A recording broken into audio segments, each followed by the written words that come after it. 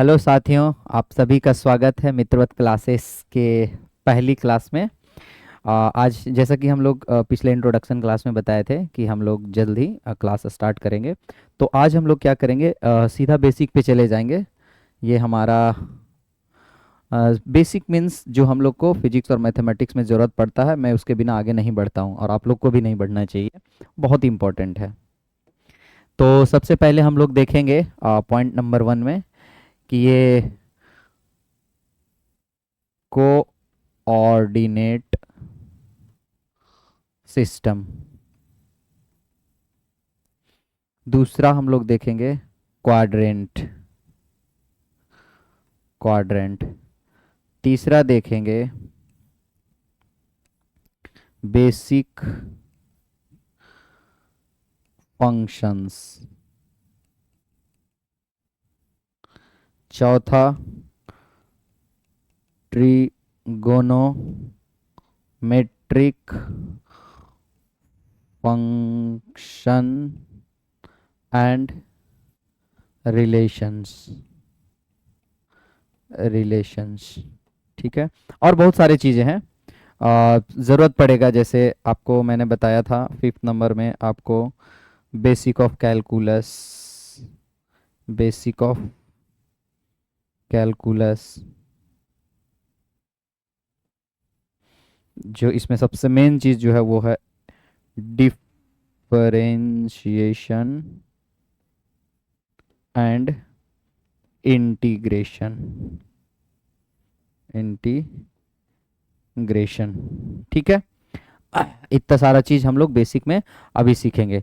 तो बिना कुछ डिले किए हम लोग अभी और बहुत सारे चीज़ें इसमें कुछ मुझे अगर ध्यान नहीं है वो पढ़ाते समय आ जाएगा।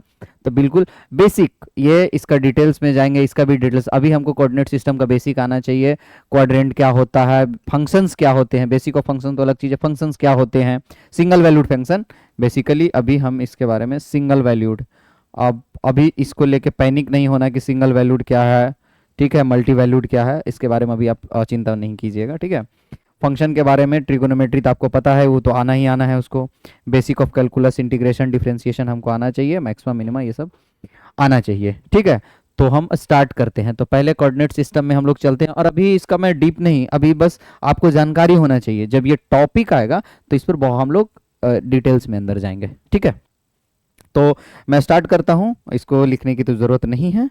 अब देखिए, सबसे पहला हम लोग कोऑर्डिनेट सिस्टम, जो हम लोग जिस कोऑर्डिनेट सिस्टम पर अभी चलेंगे वो बेसिकली ये एक्स वाई जेड है। और फिजिक्स जैसे ही हम स्टार्ट करेंगे तो सबसे पहला ही जो हम पढ़ेंगे वो होगा डायमेंशन। अब डायमेंशन है, बहुत लोग पहले पूछता है कि व्हाट इज डायमेंशन। पहला क्वेश्चन यही होता है, व्हाट इज डायमेंशन। तो हम लोग किसी भी पार्टिकल का या इस दुनिया में किसी भी वस्तु का एग्जैक्ट पोजीशन बताने के लिए, एग्जैक्ट पोजीशन बताने के लिए हमको कितने एक्सिस की जरूरत पड़ेगी, वो उसका डायमेंशन होता है। किसी भी चीज का हमको एग्जैक्ट पोजीशन अगर बताना है या उसके बारे में कुछ जानना है तो कितना मिनिमम एक्सिस हमको चाहिए। जैसे मैं आपको बता देता हूं कि अगर कोई सड़क पे सीधा चल रहा है, सीधा, तो सिर्फ एक एक्सिस से उसके बारे में हम पता कर लेंगे कि वो कहाँ पे है।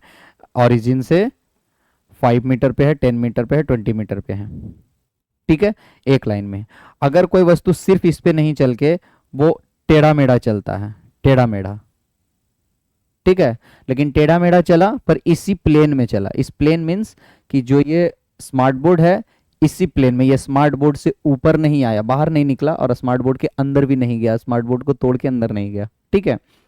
तो 2D कहलाएगा ये। मीन्स इसको सिर्फ एक स्ट्रेट लाइन से इसका मोशन का हम पोजीशन नहीं बता सकते। यहाँ पे अगर पोजीशन बताना है तो मैं बस अभी आपको डायमेंशन के बारे में बता रहा हूँ, क्यों ये कोऑर्डिनेट सिस्टम क्यों ज़रूरी है। तो ये अगर यहाँ एक पॉइंट है तो ये इसका एक्स में भी कुछ पोजीशन है और इसका वाई में भी कुछ पोजीशन है। तो इसके लिए मिनिमम 2 एक्सिस हमको चाहिए, एक्स और वाई, ठीक है। तो ऐसा बोल देंगे कि ये पार्टिकल जो है वो अभी 2D में है, ठीक है।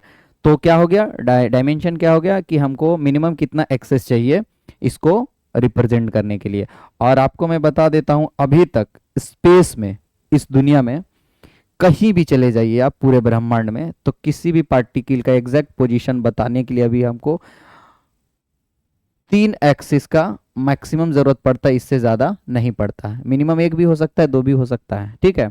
अब देखिए इसमें अगर इस पॉइंट का आप कोऑर्डिनेट सिस्टम में पढ़ेंगे तो इस पॉइंट का लोकेशन है, सपोज ये ओरिजिन से 3 मीटर की दूरी पे है, तो एक्स कोऑर्डिनेट 3, वाई 0, जेड 0। क्यों कि जब भी एक्स एक्सिस पे एक वाई और जेड 0 होगा, उसी तरह से वाई पे बाकी 2 0 होगा और जेड पे बाकी 2 0 होगा। तो ये जो 1D से इस पार्टिकल का पोजीशन अगर हम सिर्फ एक एक्सिस से बता सकते हैं, उसको हम ये 3 डायमेंशन में भी लिख सकते हैं। तो मतलब ये है कि मिनिमम कितना, मिनिमम हमारा सिर्फ एक एक्सिस से बता सकते हैं। तो इस पर कोई भी चीज अगर चलेगा तो 1D से उसको हम एक्सप्लेन कर सकते हैं, ठीक है। और 1D से एक्सप्लेन कर सकते हैं तो उसको आप 2D में कीजिए, आपके पास समय है। 3D में कीजिए, आपके पास समय है तो। पर मिनिमम जो है अगर 1D में कर दे तो वो 1 डायमेंशनल हो गया, एक एक्सिस से अगर उसके पोजीशन और बाकी चीज़ें उसके बारे में हम बता पाते हैं तो 1D है, ठीक है। तो मिनिमम हम अभी जो है हम लोग इस कोऑर्डिनेट एक्सिस के बारे में आगे बढ़ेंगे, एक्स वाई जेड। अच्छा, एक्स वाई जेड हमेशा इसी तरह से लिखाएगा, ठीक है। इसको रेक्टेंगुलर कोऑर्डिनेट सिस्टम बोलते हैं। मीन्स अगर एक्स के तरफ अगर आपका हाथ है तो वाई की तरफ आप ऐसे हाथ मोड़ेंगे, मीन्स एंटी क्लॉकवाइज। घड़ी ऐसे घूमता ना, घड़ी ऐसे घूमता है, पर आपको एंटी क्लॉक जाना है, ठीक है। तो एक्स के तरफ हाथ करके अगर आप एंटी क्लॉक जाएंगे तो ये जो अंगूठा है वो हमेशा जेड बताएगा, ठीक है। ये मैं क्यों बता रहा हूँ वो देख लीजिए, ये इसलिए क्योंकि कभी कभी हम यहाँ वाई लिख सकते हैं, ऐसा कोई ज़रूरी नहीं है। मैं यहाँ वाई लिख सकता हूँ, वाई, ठीक है, यहाँ वाई लिख सकता हूँ। तो आप देखिएगा एक्स कहाँ लिखना है, यहाँ मैं एक्स लिखता हूँ, ठीक है।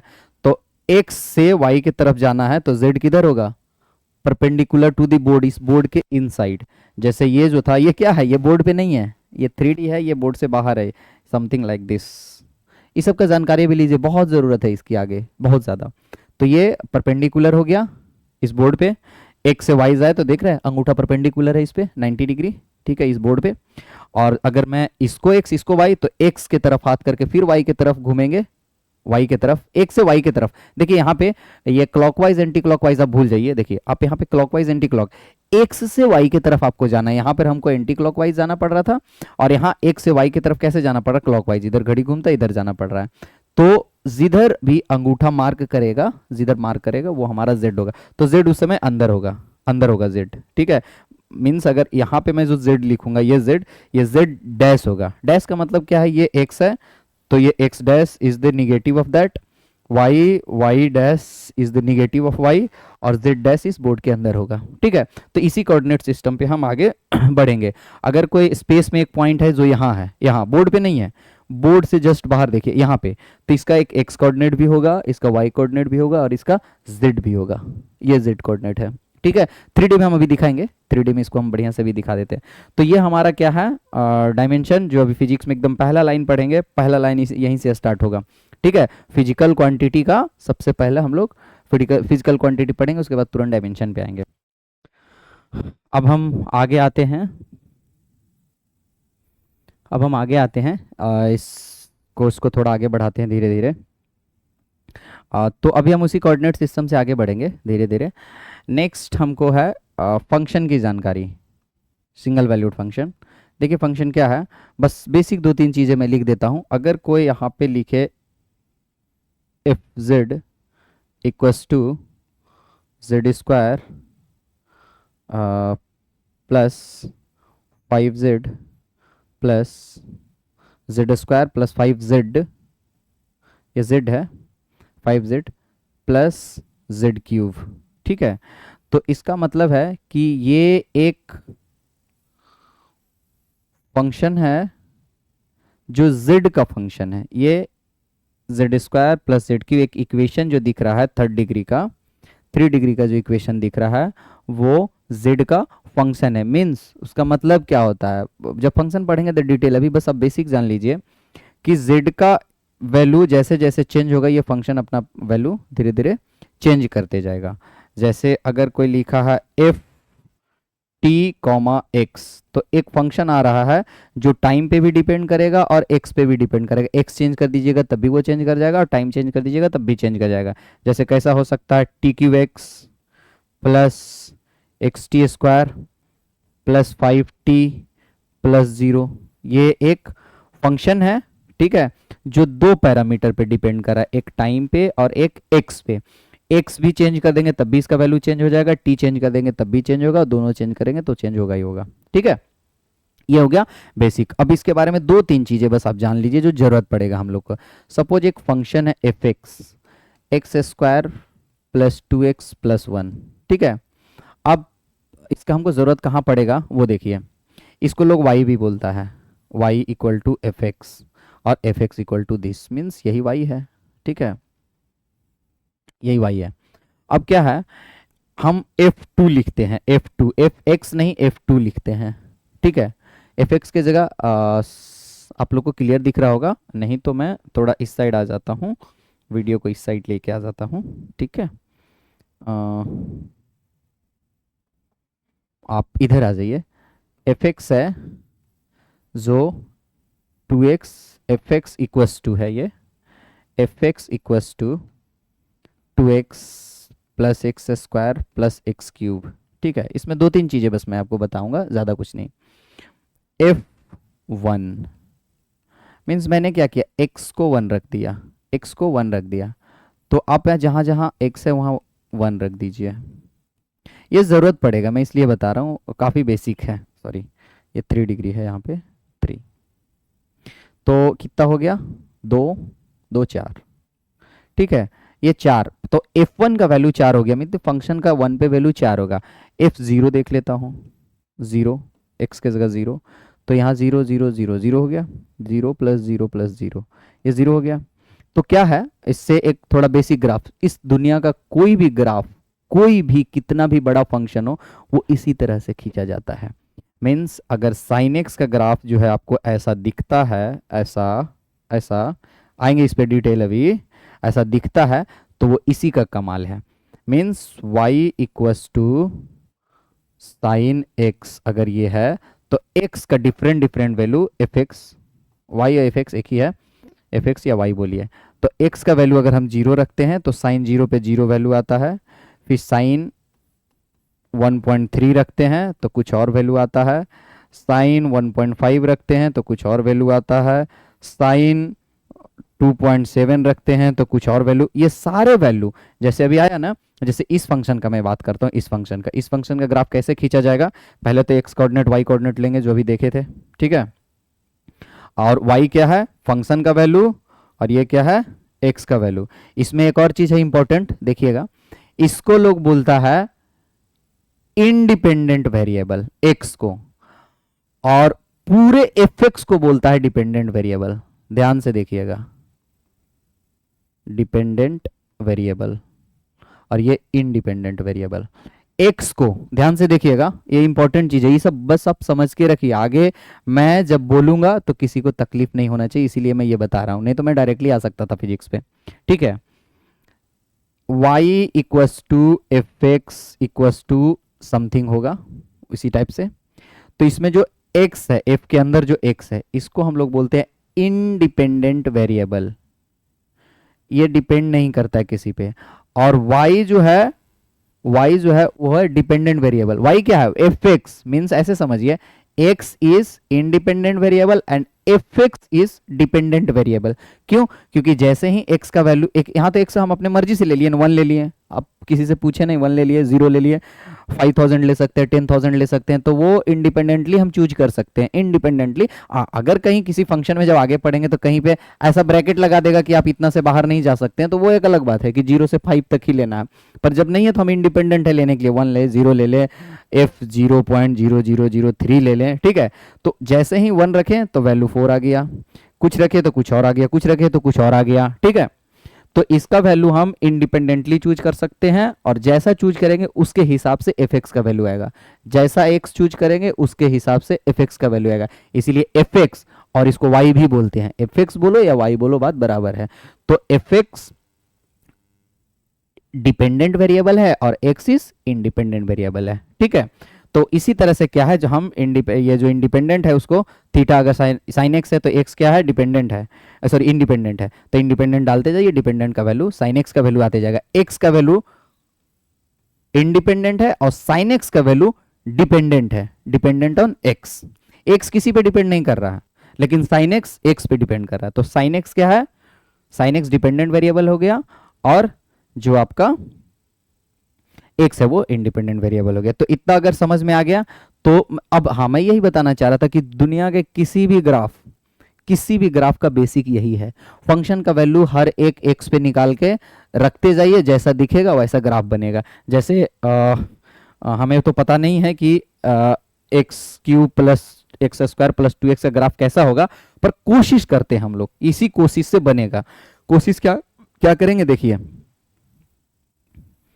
एक्स वाई, अब 1 पे वैल्यू कितना था 4, तो जब हम x का वैल्यू 1 लेंगे तो y, जिसको हम एफ एक्स बोले थे, y का वैल्यू 4 आएगा, तो यहाँ पे कुछ 4 होगा, 4 ये 4, ठीक है। और x का वैल्यू जब 0 लिए थे तो कितना आया था 0, तो x का वैल्यू 0 यहाँ ओरिजिन पे होगा, तो y का भी वैल्यू 0 है, तो ये 0,0 यहीं रह जाएगा, ठीक है। और ये कितना हो गया 1,4, x 1 पे y 4 है। इसी तरह से हम अगर 2 वैल्यू लेंगे तो कुछ और वैल्यू आएगा फंक्शन का, सपोज यहाँ आया 8, ठीक है। और आपका 4 लिए तो सपोज आया 7 वैल्यू, 7 आ सकता है, कुछ भी पता नहीं मुझे, आप रख के देख लीजिए। तो इस टाइप से एक ऐसे सारे पॉइंट्स को मिलाएंगे, सारे पॉइंट्स को, यहाँ सपोज 7 आया था, सारे पॉइंट्स को मिलाएंगे और आगे आप मिलाते जाइए।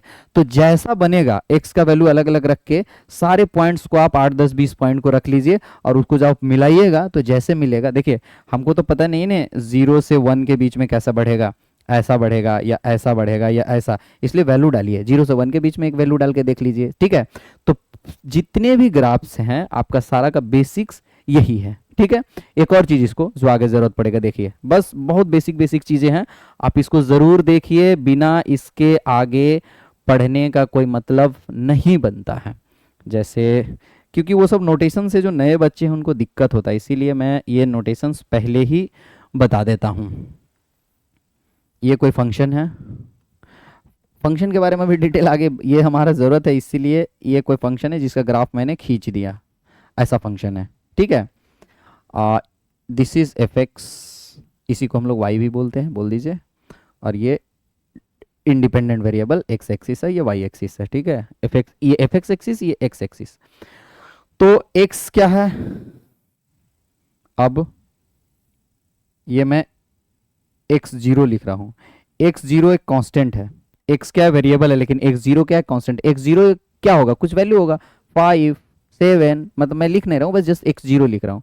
तो ये वैल्यू कितना होगा, ये वैल्यू एक्स एक्सिस का वैल्यू ये जितने भी पॉइंट्स है ये सारे एफ एक्स है, ये सारे एफ एक्स का ग्राफ है, अभी बताए थे ये एफ एक्स का ग्राफ है। तो इस पे कोई भी पॉइंट जो होगा वो एफ एक्स होगा, कोई भी पॉइंट एफ एक्स, कोई भी पॉइंट, और इस पर कोई भी पॉइंट एक्स होगा, कोई भी पॉइंट इस एक्सिस पर एक्स होगा, और इस ग्राफ पे कोई भी पॉइंट जो होगा वो क्या होगा, आपका एफ एक्स का वैल्यू को बताएगा, करस्पॉन्डिंग टू दैट जो एक्स आप चूज किए हैं।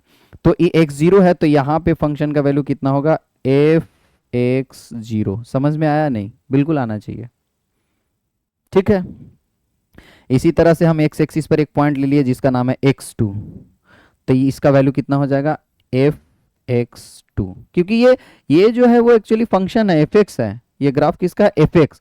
तो x0 रखिएगा तो एफ x0 दे देगा, x2 रखिएगा तो एफ x2 दे देगा, f5 रखिएगा तो एफ x5 दे देगा, ठीक है। इसी को हम लोग, इसको आप y0 बोल सकते हैं, इसको आप y2 बोल सकते हैं, ठीक है। इसकी ज़रूरत पड़ेगी मुझे आगे, इसीलिए मैं अभी बता दे रहा हूँ, ठीक है। आगे इस पर कंफ्यूजन नहीं होना चाहिए आप लोगों को, ठीक है। ये एक कांस्टेंट वैल्यू है, ये भी एक कांस्टेंट वैल्यू है, ये भी एक कांस्टेंट वैल्यू, ये भी एक कांस्टेंट वैल्यू है, ठीक है। तो अभी क्या है, इतना हमारा फंक्शन के बारे में ये बेसिक जो है वो कंप्लीट हो गया। इसके बाद इंक्रीजिंग है, डिक्रीजिंग है, स्ट्रिक्टली इंक्रीजिंग है, स्ट्रिक्टली डिक्रीजिंग है, सिंगल वैल्यूड है, क्या है, ठीक है। ये सब जब फंक्शन पढ़ेंगे तब इसकी हमको ज़रूरत अभी थी। अब हम लोग बेसिक पे जाएंगे, बेसिक ऑफ ट्रिगोनोमेट्री। तो ये आप सभी को पता होगा, मैं फिर जस्ट ब्रीफ कर देता हूँ, ठीक है। ये आप सभी को पता होगा पहले से ही। मैं जस्ट ब्रीफ कर देता हूँ।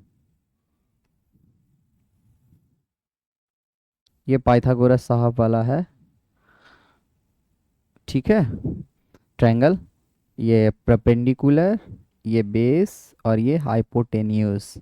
ठीक है, अभी बिल्कुल आसान चीज़ है, आप देखते जाइए बस। Sine theta perpendicular upon hypotenuse, जिसको जो हिंदी भाषी है, जिनको हिंदी मीडियम में पढ़ना, उनके लिए भी मैं बता देता हूँ। ठीक है, ये समकोण त्रिभुज है जिसका एक एंगल 90 डिग्री होगा, एक कोण 90 डिग्री होगा। ठीक है, और ये हो गया आपका कर्ण, ये हो गया आपका आधार, ये हो गया आपका लंब। तो लंब बटे कर्ण, ठीक है, परपेंडिकुलर अपॉन हाइपोटेन्यूज, ये साइन थीटा हो गया। ठीक है, अब साइन हो गया, फिर कॉस थीटा आपको याद रखना है। अब हम आगे आते हैं, क्या है, दो लेंथ पी, पी जो मैं बोल रहा हूँ, जो मैं ये बोल रहा हूँ, क्या है P, what is this? P length है इस साइड का, और एच है इस साइड का लेंथ और इस साइड का लेंथ। तो दो लेंथ का रेशियो है, तो इसका कोई भी यूनिट नहीं होगा। ठीक है, ये हम लोग फिजिक्स में जब पढ़ेंगे तो इसका स्टडी करेंगे। Cos theta this by this means आधार बटा कर्ण। ठीक है, बेस बाई हाइपोटेन्यूज। अब टेन थीटा हमारे सारे दोस्तों को पता है कि sine theta upon cos theta होता है, तो आप इसी को डिवाइड कर लीजिए, याद करने की ज़रूरत नहीं है। P अपॉन एच और B अपॉन एच दोनों को डिवाइड कर दीजिए, तो ये हो गया। तो P अपॉन बी, ये काफ़ी बेसिक है, इसका क्या मतलब है मैं बताता हूँ अभी, बस देखते जाइए। टेन थीटा P, अब है कि इसी का रेसिप्रोकल, रेसिप्रोकल, ठीक है, इसका जस्ट 1/, जो होता है वो होता है cosec theta. Cosec theta is nothing but 1 upon sine theta. तो 1 अपॉन साइन थीटा करेंगे तो ये उल्टा होगा, h अपॉन पी, ये हो गया कॉसेक, याद रखने की जरूरत नहीं है। मैं कर्ण बटे, कर्ण बटे लंब, ये हो गया। ठीक है, कॉसेक। इसी तरह से इसका उल्टा कीजिएगा तो सेक थीटा होता है। Sec theta is nothing but 1 upon cos theta. तो डायरेक्टली जो इसे उसको उल्टा कर दीजिए, एच अपॉन बी, और इसका उल्टा होता है टेन थीटा। ठीक है, sorry cot theta. Cot theta होगा 1 अपॉन टेन थीटा। तो ये कितना हो गया, बी अपॉन पी। ठीक है, यहाँ तक किसी को कोई इशू नहीं होना चाहिए। ठीक है, ये बड़ा आसान है। अब कहाँ है दिक्कत, वो देखिए, ये थीटा मैं बार बार चेंज कर सकता हूँ। ये थीटा सपोज अगर अगर इसकी लेंथ, इसकी लेंथ, इसकी लेंथ फिक्स है तो थीटा भी फिक्स होगा, लेकिन मैं चाहता हूँ ना थीटा थोड़ा सा और चेंज हो जाए, छोटा हो जाए, तो ये भी लेंथ छोटा हो गया। थीटा अब ये हो गया, छोटा हो गया पहले से। मैं चाहता हूँ ना थीटा थोड़ा बड़ा हो जाए, मीन्स मैं थीटा को वेरी कर रहा हूँ। मैं क्या कर रहा हूँ, थीटा को, सॉरी, मैं थीटा को क्या कर रहा हूँ, वेरी कर रहा हूँ। तो अब ये थीटा 1 मान लीजिए, ये थीटा 2 मान लीजिए, अभी देखिए थीटा 3 हो गया। मतलब ये बेस है मेरा, इसी से एंगल मेजर कर रहा हूँ, कभी ये एंगल मेजर कर रहा हूँ, कभी ये एंगल मेजर कर रहा हूँ, कभी ये एंगल मेजर कर रहा हूँ। तो क्या हो रहा है, लेंथ भी देखिए, पहले ये लेंथ था, बाद में ये लेंथ हुआ, फिर ये लेंथ हो गया। ठीक है, तो मैं थीटा चेंज कर सकता हूं। तो थीटा क्या हुआ यहाँ पे, अपने हिसाब से, मैं किसी से पूछा, मैं इसको थीटा 1, थीटा 2, थीटा 3, तो ये हो गया इंडिपेंडेंट वेरिएबल अपने हिसाब से। तो वेरी कौन करेगा, ये वेरी करेगा, देख रहे हैं, इसका हाइट चेंज होते जा रहा है ना, ये पी परपेंडिकुलर चेंज होते जा रहा है। तो जैसे आप थीटा को चेंज कर ले, तो ये क्या है, अब इसको हम फंक्शन में बांधते हैं। ठीक है, यहाँ तक अगर समझ में आ गया, तब इसको हम फंक्शन में बांधते हैं। देखिएगा ध्यान से, जिनको नोट डाउन करना है कर लीजिए, इसको अब हम लोग फंक्शन में बांधते हैं। तो फंक्शन में कैसे बांधेंगे, ये जो साइन थीटा था उसको हम लोग लिखेंगे क्या, अच्छा सा एफ थीटा। एफ थीटा,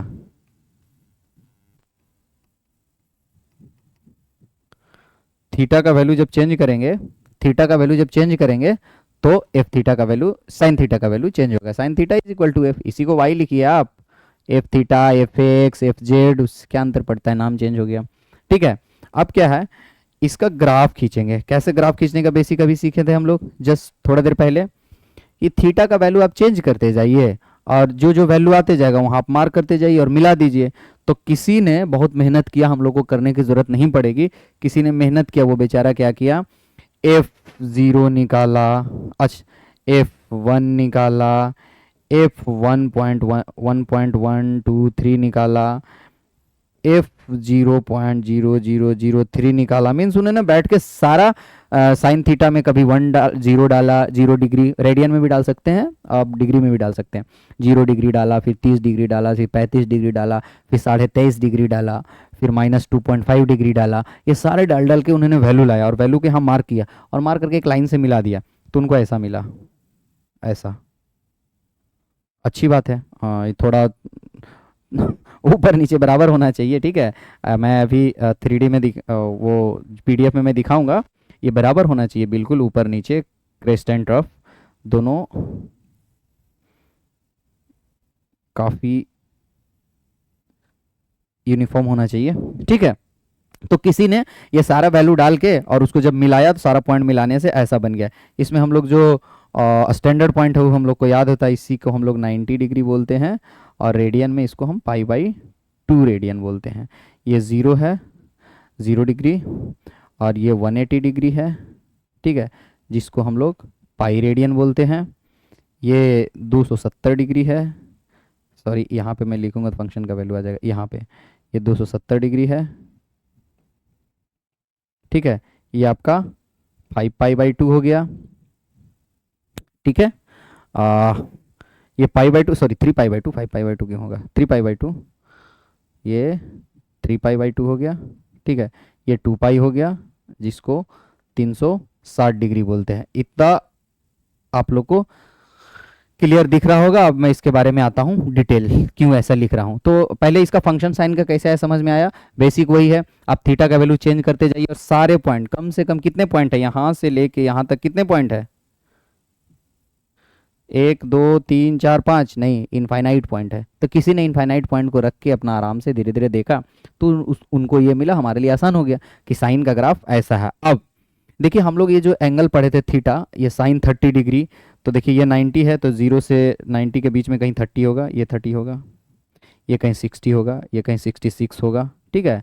ये 90 से पहले कुछ 80 होगा, ये 85 होगा, 89 होगा, ये 90 होगा, ठीक है। इस टाइप से एंगल फिर क्या है और बढ़ते गया। तो क्या हो रहा है देखिए, ध्यान से देखिएगा, 0 से 180 डिग्री तक देख रहे हैं, कभी वैल्यू, फंक्शन का वैल्यू ये है, यही है साइन थीटा का वैल्यू, ये है साइन थीटा का वैल्यू, ये है साइन थीटा, ये थीटा का वैल्यू है 0 डिग्री, 1 डिग्री, 2 डिग्री, 90 डिग्री, ये थीटा का वैल्यू है, ये साइन थीटा का वैल्यू है। ये क्या है, y = साइन थीटा, ठीक है। ये समझ में आ गया। तो अब किसी ने कोई आके मुझे बोलता है कि फर्स्ट क्वाड्रेंट में साइन पॉजिटिव, सेकंड क्वाड्रेंट में भी साइन पॉजिटिव, तो उसको बोला रुकिए क्वाड्रेंट का ज्ञान पहले हम लोग ले लेते हैं, फिर हम ये बात करेंगे, ठीक है। और इसका अभी PDF भी मैं दिखाता हूँ, जस्ट वेट कीजिए, ठीक है। पहले हम लोग सीख लेते हैं खुद से। अब क्वाड्रेंट उन्होंने कुछ नहीं बोला, उन्होंने बोला कि आपको मैं एक पूरा कंप्लीट एक सर्कल आप बनाइएगा। कंप्लीट सर्कल में तो जिस पॉइंट से आप घूम रहे हैं वहां से एंगल को चेंज करते करते फिर उसी पॉइंट पे आप आइएगा। कंप्लीट सर्कल नहीं है, अच्छा नहीं लग रहा दिखने में, ठीक है। फिर इसको आप कंप्लीट, एक मिनट, इसको आप कंप्लीट सर्कल मानिए कि कंप्लीट सर्कल बनाने के लिए आपको 360 डिग्री घूमना पड़ेगा, ठीक है। ठीक है, हम लोग घूमते हैं 360 डिग्री। यहाँ से स्टार्ट किए, यहाँ गए 90 डिग्री, ये तो बड़ा वेल नोन है 90, फिर यहाँ से 180, ये 0 डिग्री, ये 90 डिग्री, ये 180 डिग्री, ये 270 डिग्री, और इसी को 360 डिग्री आप घूम के आएंगे तो 0 डिग्री पे ही फिर से पहुंच जाएंगे, 360 डिग्री ये हो गया, ठीक है। आप यहाँ से उल्टा भी घूम सकते हैं। ये कैसे घूमे हम लोग, जब भी एंगल मेजर होता है, यह ऑलवेज फिक्स है, जब भी एंगल इस एक्सिस जो रेफरेंस एक्सिस है उससे आप जो एंटी क्लॉकवाइज जाएंगे, एंटी क्लॉकवाइज, तो आपको पॉजिटिव एंगल मिलेगा, ठीक है, घड़ी के उल्टा दिशा में। और घड़ी के दिशा में जब जाइएगा, घड़ी ऐसे घूमता है ना क्लॉकवाइज और ये एंटी क्लॉक, तो निगेटिव एंगल मेजर होगा। मीन्स आप ऐसे नहीं जाके आप ऐसे भी जा सकते हैं। तो यही 270 को हम -90 डिग्री भी बोल सकते हैं। ऊपर गए तो +90, नीचे -90, और उसी तरह से इसको -270 भी बोल सकते हैं। देखिए -90 -180 और 180 को -180 भी बोल सकते हैं। ये खैर काफ़ी बड़े जगह पे इसकी ज़रूरत पड़ेगी, जब कंट्रोल सिस्टम हम लोग इंजीनियरिंग में पढ़ेंगे तब इसकी ज़रूरत होती है, पर अभी जानना ज़रूरी है कि अगर इधर से 90 घूमे तो इधर से -90, इधर -120, इधर फिर -270, इधर -360, -360 डिग्री बोलिए, 360 डिग्री बोलिए या 0 डिग्री बोलिए, सब क्या होता है, बराबर ही होता है। तो ये हो गया। अब इसको 0 से 90 को फर्स्ट क्वाड्रेंट बोलता है, हम लोग भी बोलेंगे। इसको सेकेंड क्वाड्रेंट बोलता है, ठीक है। इसको थर्ड क्वाड्रेंट बोलता है और इसको फोर्थ क्वाड्रेंट बोलता है, ठीक है। कोई इशू, कोई इशू नहीं। तो अब देखिए क्या है, अब मुझे किसी ने आके बोला कि फर्स्ट क्वाड्रेंट और सेकेंड क्वाड्रेंट में साइन पॉजिटिव होता है। बोला अच्छा ऐसा है क्या? बोला हाँ। बोल कैसे? तो देखिए कैसे होता है साइन पॉजिटिव। साइन का जो ग्राफ है वो देखिए आप ध्यान से, कभी भी देखिए ये बड़ा इंपॉर्टेंट है आप लोग के लिए जानना, एकदम ध्यान से देखिएगा। मैं इसको थोड़ा और डीप करता हूँ, ठीक है, और थोड़ा डीप में मैं एक बार पूरा इरेज करके मैं फिर से लिख है ये आप इसको उतार सकते हैं। मैं एक और थोड़ा सा बढ़िया चीज़ बताता हूँ, देखिए।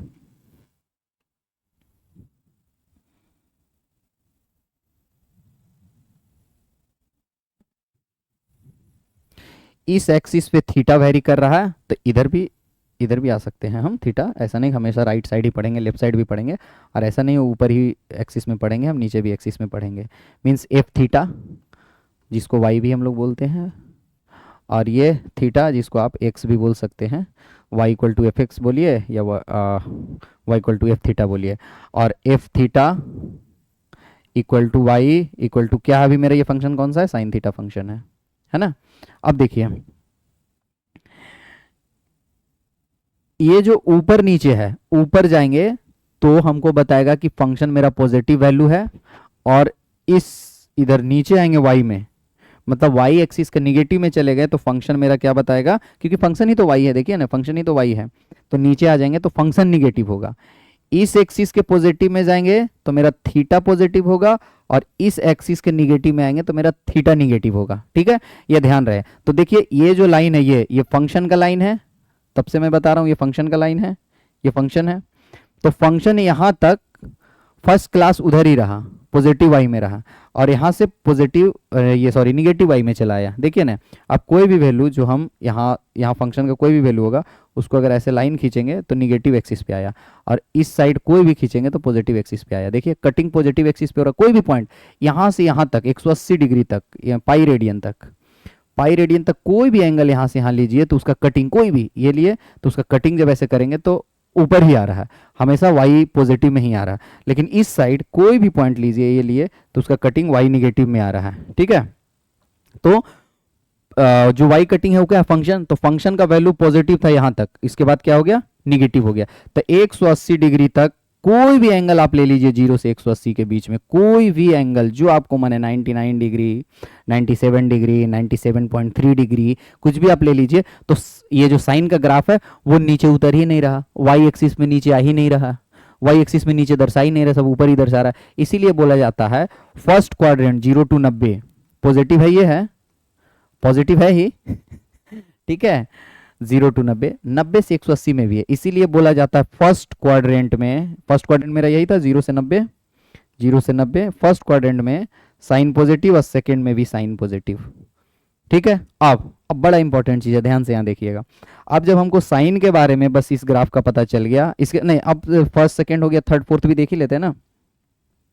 तो थर्ड में क्या होगा, थर्ड क्वाड्रेंट ये होगा, 270 यहाँ है, और ये क्या है 360, मतलब एक कंप्लीट साइकिल। ये अभी हम लोग कंप्लीट साइकिल क्या होता है, फिर वो अपना ग्राफ को रिपीट करता है, ये जब हम लोग किस में आएंगे, पीरियोडिक फंक्शन में आएंगे तो इसके बारे में भी पूरा पढ़ेंगे, ठीक है। अब आगे खींचिएगा तो साइन बिल्कुल ऐसा ही कॉपी होते चला जाएगा आगे, ठीक है।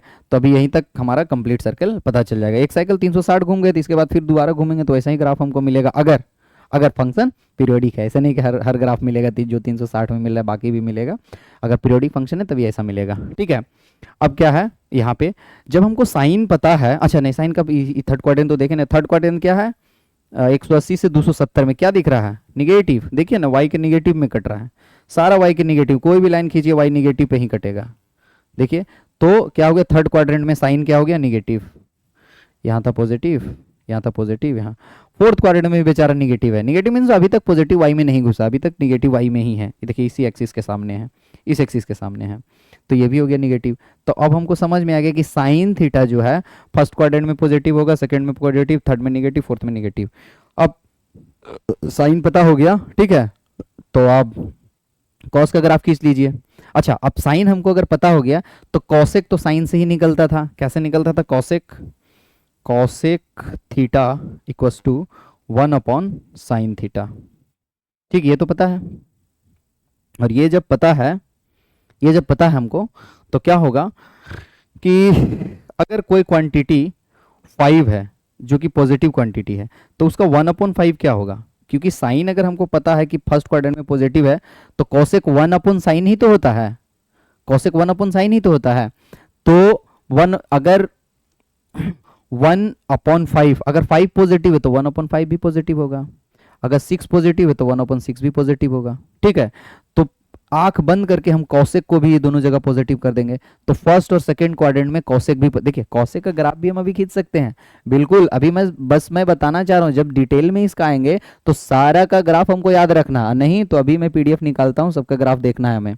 ठीक है, इसका ग्राफ से भी, जैसे हम साइन का ग्राफ से देखें वैसे कॉसेक का ग्राफ से भी देख सकते हैं। जब हम साइन में थीटा चेंज कर करके इसका ग्राफ खींच सकते हैं, तो कॉसेक में थीटा चेंज करके उसका ग्राफ नहीं खींच सकते हैं? बिल्कुल खींच सकते हैं।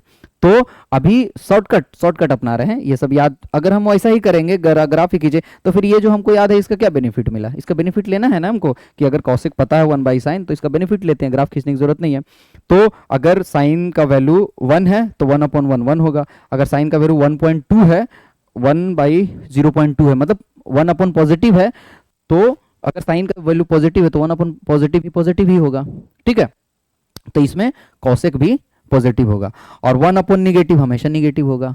1 अपॉन -5 -0.02 होगा, -0.2 होगा। ठीक है, हाँ, और यहाँ भी तो 1 अपॉन निगेटिव जो है वो निगेटिव आएगा, जब हमको साइन पता है यहाँ निगेटिव है तो 1 अपॉन वो भी निगेटिव। तो कॉसेक के बारे में भी वही ख्याल हमारा रहेगा क्वाड्रेंट में जो हमारा साइन के बारे में ख्याल था, कि इतना दूर में पॉजिटिव।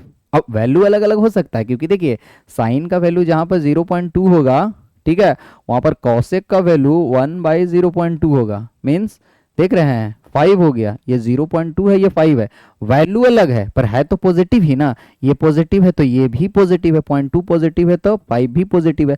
हम बस ये जानना चाह रहे हैं कि क्वाड्रेंट में पॉजिटिव है या निगेटिव है, जिसका बहुत बड़ा यूज है आगे चल के, बहुत बड़ा, बहुत काम पड़ेगा इसका। ठीक है, कि पॉजिटिव है या निगेटिव है। तो ये हो गया। अब इसी तरह से कॉस, अगर हम कॉस का ग्राफ खींच ले, ठीक है, ऐसे देखिए कॉस का भी खींचने की जरूरत नहीं है, कॉस का भी खींचने की जरूरत नहीं है। क्यों? क्योंकि जब हम रिलेशन ये स्टेब्लिश कर लेंगे, sign square theta plus cos square theta is always 1। ठीक है, ये अगर हमेशा 1 होता है तो हम क्या करेंगे, साइन हमको पता है और तो कॉस नहीं निकाल लेंगे, बार बार हमेशा निकाल लेंगे कि सब पॉजिटिव था तो वो क्या होगा, ये नेगेटिव था तो वो क्या होगा, निकाल सकते हैं। लेकिन ये इसके बारे में अभी हम लोग नहीं पढ़े हैं, लेकिन आगे पढ़ेंगे। तो अभी कॉस का एक ग्राफ बेसिक, मतलब ग्राफ खींचने की जरूरत नहीं पड़ता, अगर ये आप हम लोग आगे पढ़ लेते तो यहीं से निकाल सकते हैं कि इतना इतना बीच में क्या होगा, इतना से इतना के बीच में क्या होगा। ठीक है, पर ठीक है, कॉस का एक ग्राफ खींच लेते, कम से कम 2 ग्राफ तो खींचते हैं, एक साइन का एक कॉस, दोनों में ही काम हो जाएगा पूरा पूरी। ठीक है, अब कॉस में आ जाइए, तो फिर कॉस का ग्राफ कैसे खींचेंगे? Same, f theta equals to cos theta, ये थीटा, कॉस का ग्राफ फिर वही, थीटा का वैल्यू अलग अलग रखिए, किसी ने रखा पहले से ही, हम लोग को रखने की जरूरत नहीं है, ऐसा होता है। ठीक है, आप लोग देख लीजिएगा, निगेटिव एक्सिस में चाहें तो खींचिए, नहीं तो छोड़िए। चलिए 0 से ही 360 के बीच में देख लीजिए।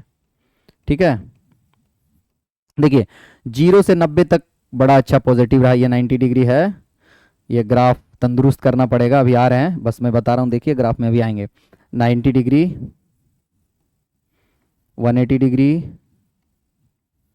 270 डिग्री, 360 डिग्री, 90 का फासला है, 90 में 90 जोड़िए तो 180 मिलेगा, इसमें 90 जोड़िए तो 270 मिलेगा, ये 360 मिलेगा। ठीक है, तो देखिए 0 से 90 फर्स्ट क्वाड्रेंट था मेरा, क्वाड्रेंट 1, देखिए ना, इसी को क्वाड्रेंट बोले थे ना, ये फर्स्ट क्वाड्रेंट, ये सेकंड क्वाड्रेंट, ये थर्ड क्वाड्रेंट, ये फोर्थ क्वाड्रेंट। तो 0 से 90 था, 0 से 90 में कॉस पॉजिटिव है।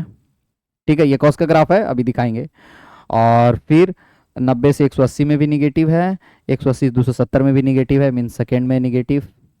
कॉस जो है सेकेंड में कॉस निगेटिव, फर्स्ट में पॉजिटिव, थर्ड में निगेटिव, फोर्थ में क्या है देखने वाली बात है, यहाँ से यहाँ पॉजिटिव हो गया तो फोर्थ पॉजिटिव हो गया, तो ये दोनों पॉजिटिव ये दोनों निगेटिव हो गया। ठीक है, ठीक है, अब कोई दिक्कत नहीं होना चाहिए, आप खुद से कर सकते हैं। अब अगर साइन और कॉस हो गया तो हमको नहीं लगता है कि आप लोग को बाकी चीज़ बताने की ज़रूरत है। क्यों नहीं ज़रूरत है?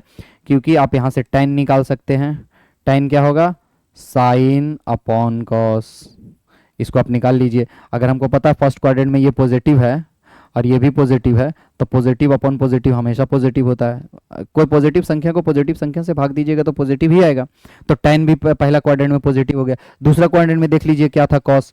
दूसरा में साइन पॉजिटिव था लेकिन कॉस निगेटिव था, तो कोई भी पॉजिटिव संख्या को निगेटिव से भाग दीजिए तो निगेटिव आएगा। तो सेकंड क्वाड्रेंट में tan निगेटिव हो गया, फर्स्ट में पॉजिटिव। इसी तरह से सारा आप निकाल सकते हैं, tan cot cosec सब निकल जाएगा। ठीक है।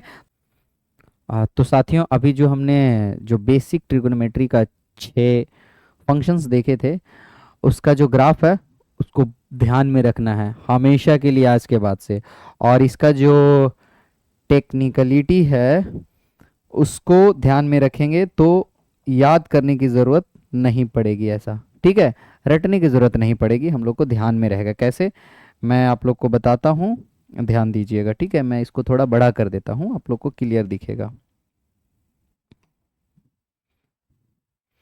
देखिए, साइन से स्टार्ट करेंगे। Sine cos sec cosec sec tan और कॉट का ग्राफ है। देख लीजिएगा, मैं 1 बाय 1 बताऊंगा। अब ध्यान से, साइन का जो ग्राफ है देखिए यहाँ पे,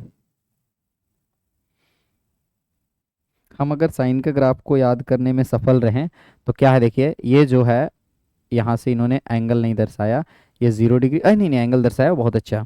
ठीक है, ये 2 पाई यहाँ पे 0 या -2 पाई लिखना एक ही बात है। क्यों? या फिर आप यहाँ से देखिए, इसका ग्राफ यहाँ से स्टार्ट हुआ क्योंकि मैंने बताया था कि आप ये 0, ये 90, ये 180, ये 270 और ये फिर से 360। ठीक है, तो यहाँ से देखिए ये ग्राफ जो है 90, 180, ये ग्राफ ये बाकी ये रिपीटेशन है, इसी का रिपीटेशन है। देखिए जो बिल्कुल ये है वही ए है। ठीक है, ये आप पढ़िएगा कब, जब हम लोग आएंगे कहाँ पे, पीरियोडिक फंक्शन में आएंगे तब हम लोग ये चीज़ को जानेंगे। तो ये साइन हो गया और ये कॉस, देखिए बड़ा अच्छा है, आगे हम लोग देखेंगे। इस ग्राफ को ज़रूर याद रखिए, साइन और कॉस को तो कम से कम ज़रूर याद रखिए, ज़रूर। कुछ भी नहीं, देखिए ये निगेटिव एंगल आप छोड़ दीजिए, मतलब 0 डिग्री ये ओरिजिन है इसका 0, देखिए हाँ, इस अगर आप इधर छोड़ भी देते हैं इधर, तो इस चीज़ को आप ज़रूर याद रखिए, 0 से 360 तक बस याद रखिए। ये भी 0 से 2 पाई मीन्स 360 तक आप बस याद रखिए, इतना दूर तक। ठीक है, आप इतना दूर याद रखेंगे ना, इसके बाद आगे इतना फ़ायदा होने वाला है हम लोग को। हमारा एक्सिस ये है, ये याद रखना है सिर्फ। ठीक है, एंगल भी 0, 90 डिग्री, 180 डिग्री, 270 डिग्री और 360 डिग्री। ठीक है, अब tan थीटा का बात करते हैं। साइन कॉस आप याद कर लीजिए। ठीक है, बड़ा आसान है, बहुत ज़्यादा नहीं है, इसको प्रैक्टिस कर लीजिएगा 1-2 बार, इसकी बहुत ज़्यादा ज़रूरत है आगे चल के, मैं बार बार रिपीट कर रहा हूँ। ठीक है, मुझे भी तकलीफ नहीं होगी, आपको भी तकलीफ नहीं होगी पढ़ने में आगे। अब आते हैं tan थीटा पे, तो फिर से वही हम अपना नॉलेज यूज़ करेंगे। अभी इसमें काफ़ी रिलेशन है एक दूसरे में, काफ़ी रिलेशन। अभी हम sine C plus sine D पढ़ेंगे, sine square theta equal to sine square theta plus cos square theta equal to 1 पढ़ेंगे। तो ये सब जब, तो जो अभी मैं जान रहा हूँ, मैं क्या जान रहा हूँ, साइन अपॉन कॉस tan, इतना तो जानता हूँ मैं बेसिक, हम लोग इतना जानते हैं ना, साइन अपॉन कॉस। तो इसको इससे डिवाइड करना है तो tan मिलेगा, tan का ग्राफ। तो कैसे मिलेगा, देखिए साइन 0 डिग्री पे 0 है और कॉस 0 डिग्री पे 1 है, तो tan 0 डिग्री पर क्या होगा, 0/1, तो ये 0 होगा। तो ये बेचारा स्टार्ट तो 0 से करेगा, सॉरी यहाँ से देखिए ये निगेटिव एंगल का है, निगेटिव एंगल का याद करना है तो कीजिए। अरे वो रिपीटेशन होता है, आप आगे पढ़िएगा ना तो रिपीटेशन दिख जाएगा। जब हम लोग ये आपका पीरियोडिक फंक्शन पढ़ेंगे तो वो रिपीटेशन दिख जाएगा। ठीक है, अब देखिए ये 0 डिग्री पे 0 आ गया, यहीं से आया साइन अपन कॉस से। थोड़ा एक स्टैंडर्ड एंगल और ले लेते हैं, 90 डिग्री पे देखिए तो क्या स्थिति है, 90 डिग्री पे साइन का वैल्यू 1 होता है। ठीक है, तो 1 होता है, कॉस का क्या होता है 90 डिग्री पे -1 होता है। देखिए सॉरी 90 ये है ना, 0 होता है, 0 होता है। तो 1/0 ये तो इनफाइनाइट की तरफ चला गया, बहुत हाई, बहुत बड़ा वैल्यू होता है 1/0 का, बहुत बड़ा। तो इनफाइनाइट चला जाएगा 90 डिग्री पे, देखिए इनफाइनाइट चला गया, ये इनफाइनाइट चला गया, एसिम्प्टोटिकली आगे एसिम्प्टोट्स पढ़ेंगे तो ये एसिम्प्टोटिकली इस लाइन को मीन्स क्या है, अब देख लीजिए tan को, मैं यहाँ पे क्लियर है या नहीं, मैं आपको क्लियर बता देता हूँ, ध्यान से देखिएगा। tan का ग्राफ कुछ ऐसा होता है, सॉरी सॉरी सॉरी, tan का ग्राफ कुछ ऐसा होता है, ये मैं 0 डिग्री पे खींच रहा हूँ, ठीक है, ये 0 और ये पॉइंट है π/2 मीन्स 90 डिग्री का ये पॉइंट है। तो ये जैसे एक लाइन में खींच रहा हूँ, इस लाइन के पैरेलल चला जाता है, मीन्स इनफाइनाइट वैल्यू, बहुत इस बोर्ड के भी बाहर, बहुत ऊपर, जितना ऊपर आप सोच सकते हैं, क्योंकि 1/0 आ रहा था वैल्यू 90 डिग्री पे, देखिए tan का 1/0। तो इससे हम जस्ट, अच्छा आप इधर आ जाइए -90 पे, -90 पे, ठीक है, तो भी आपको ऐसे ही दिखेगा, -90 पे आ जाइए, -90 पे देखिए साइन कहाँ है, साइन का वैल्यू है -90 पे -1, और कॉस का है -90 पे 0, तो फिर आ गया -1/0, -1/0 मतलब इस साइड इनफाइनाइट, इस साइड इनफाइनाइट, ये इधर इस साइड इनफाइनाइट है, तो ऐसा ग्राफ दिखेगा किसका, tan थीटा का -90 से 90 के बीच में। अगर आप माइनस एंगल नहीं अभी आप याद करना चाहते हैं कि नहीं, अभी हम माइनस नहीं याद करना चाहते हैं, तो छोड़ दीजिए, आप 0 से 90 के बीच में ही अभी देख लीजिए, तो ऐसा दिखेगा tan का ग्राफ, बिल्कुल ऐसा। आप फिर इससे और आगे आइए, के बाद 270 आएगा, 90 के बाद 180 आएगा, 180 के बाद 270 आएगा, 270 के बाद 360 आएगा।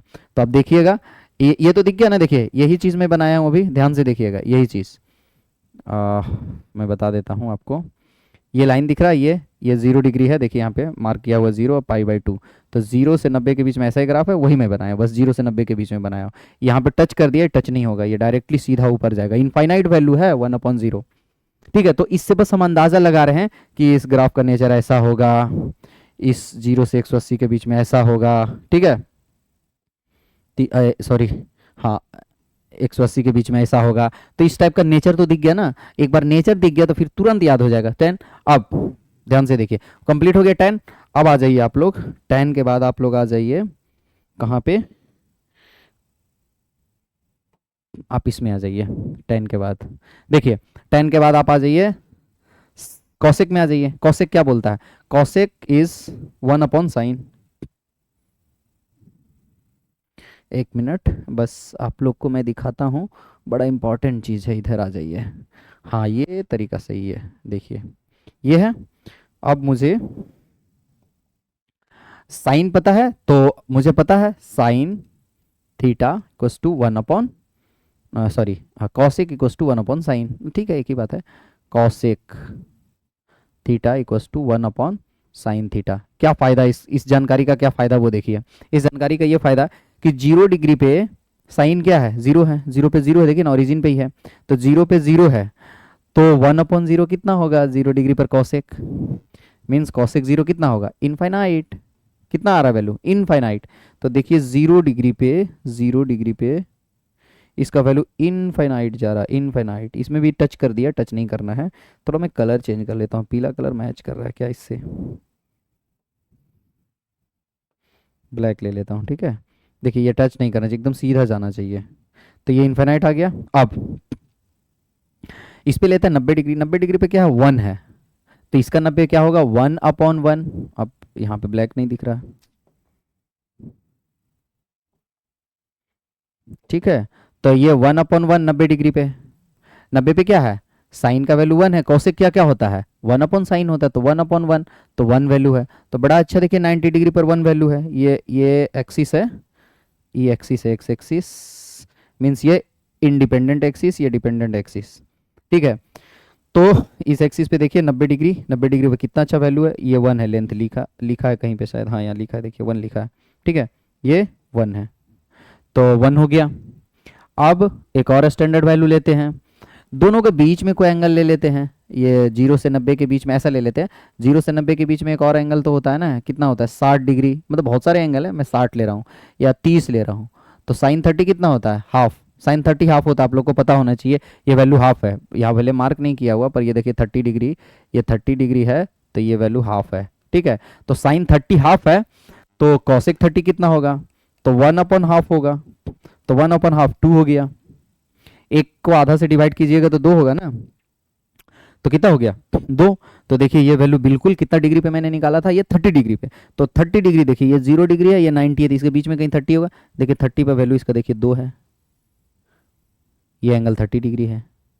30 है, 0 से 90 के बीच में 30 डिग्री है ये, तो 30। तो अब आपको ये पता हो रहा है कि साइन पता है तो कॉसेक का पता चल जाएगा। अच्छा हाँ ऐसा, तो ठीक है ना, यहाँ पे 1 है। आप ऐसे जब देखेंगे तो 1/sin, अगर साइन का ग्राफ आपको पता है तो 1/sin करते जाए ना, कॉसेक का वैल्यू अपने आप आ जाएगा। और सेम चीज आपको, सेम बिल्कुल सेम आपको इसमें करना है।